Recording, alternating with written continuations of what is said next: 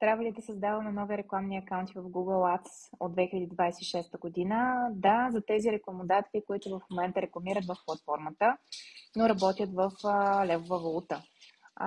Влизането ни в еврозоната изисква тези рекламодатели, които вече са били активни в платформата и работят в българска валута, да създадат нови рекламни акаунти в еврова валута, като вече повечето от вас може би са виждали известие на 29 декември ще бъдат затворени автоматично акаунтите.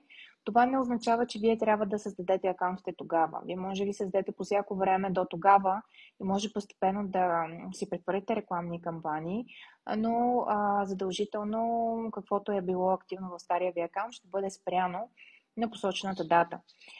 Какво може да направите още сега? Създайте нов менеджерски акаунт, който да управлява двата ви рекламни профила. Започнете прехвърляне на рекламните кампании, като използвате Google Ads Editor. Това е една платформа, с която можете да прехвърляте с copy-paste кампании. Отделете повече време на техническите настройки.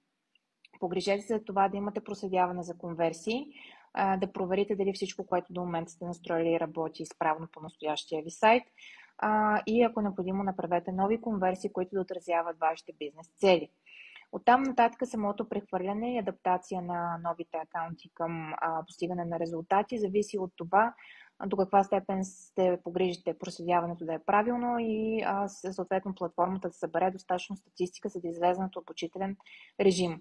За по-малки брандове това нещо може да означава повече време, в зависимост от това каква ви е честотата на получаване на конверсия. За по-големи брандове адаптацията може да бъде в рамките на няколко дни.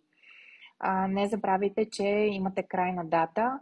Колкото по-скоро започнете миграцията, толкова повече време ще имате да отделите време на важните неща.